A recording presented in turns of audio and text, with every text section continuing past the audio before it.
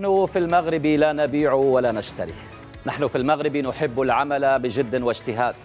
نحن في المغرب نصنع الطائرات والسيارات، نزرع الأرض بالخيرات، نشيد السكك الحديدية التي تسير عليها ما جاد به الزمان من أسرع القطارات. نحن في المغرب نبني النساء وكذا الرجال لنصنع المستقبل الذي نريد. نحن لا نشتري ولا نبيع. نحن ثامن العالم في تصنيف الفيفا. نحن أبطال العالم قبل أشهر هناك في تشيلي. نحن أبطال العرب قبل أسابيع في قطر. نحن من حصدنا المعدن النفيس في ألعاب باريس الأولمبية. نحن أبطال أفريقيا في الشان. نحن أسود القاعة، ننتصر ولا نعرف الاستسلام. نحن من عبرنا مع السيدات للمونديال وخسرنا معهن بشرف نهائي الكان. نحن أيها السادة من رفع أسهم القارة الأفريقية في بورصة الكرة العالمية وكسر كل الحواجز الوهمية ليصل في قطر لمربع الكبار ويحرج بطلة فرنسا وبطلة العالم فرنسا ويعبر بأمان حواجز إسبانيا، كرواتيا، بلجيكا والبرتغال. نحن بكل فخر لا نبيع ولا نشتري. نحن نعمل ونبني ونحمل طموح وطن وأحلام قارة جاءت فشاهدت وعاشت كأسا أفريقية لم ترها منذ أن عرفت البشرية كرة القدم. بعد أن تعرفتم علينا دعونا نسرد لكم بقية الحكاية.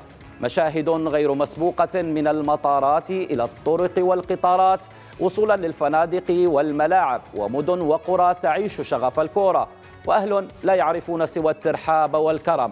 عاشت جماهير ومنتخبات القارة الأفريقية أجواء كأس عالمية. التميز كان في كل شيء، ما أثار الغيرة لدى الغير، فأقسموا بكل الأيمان أن عرس الكان سيتحول إلى مأتم ولنهدم ما بنته أمة مغربية تصبو إلى منافسات أفريقية بنكهة مونديالية.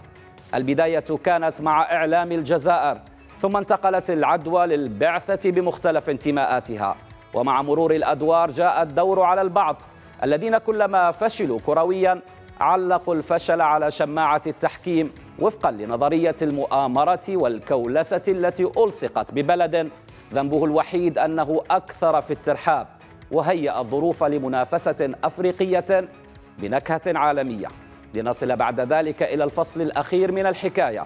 هناك كانت نية مبيتة سبقتها بلاغات تحضر لما هو أسوأ، فكان ذلك المشهد الذي لا يليق بقارة القرن ال21.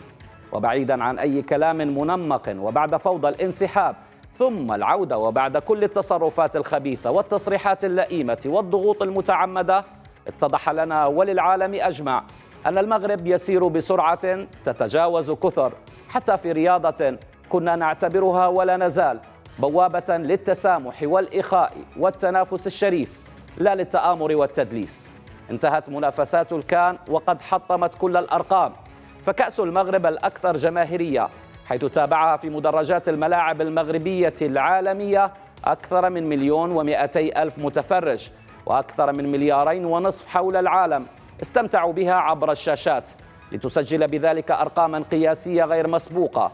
ولعشاق الأرقام أيضا مداخل الكاف ارتفعت بأكثر من 90%، بينما فاقت مداخل الإعلانات والنقل التلفزي 100 مليون دولار. إذن نحن لا نبيع ولا نشتري. نحن ننافس بشرف ونعطي المنافسات لمسة احترافية في زمن هناك من أبناء هذه القارة من يعشق الهواية ويصر على أن تبقى أفريقيا قارة هاوية بعيدة عن أي تنمية حتى وإن كانت كروية. أهلا بكم في صدى الأحداث، والصدى اليوم صدى كأس الأمم الأفريقية نسخة المملكة المغربية التي وإن استعصى فيها اللقب على الأسود إلا أنها شكلت مبتدأ النجاح وخبر التميز لقارة نؤمن نحن المغاربة بأنها تستحق الأفضل، وقد كشف المغرب هذه الحقيقة.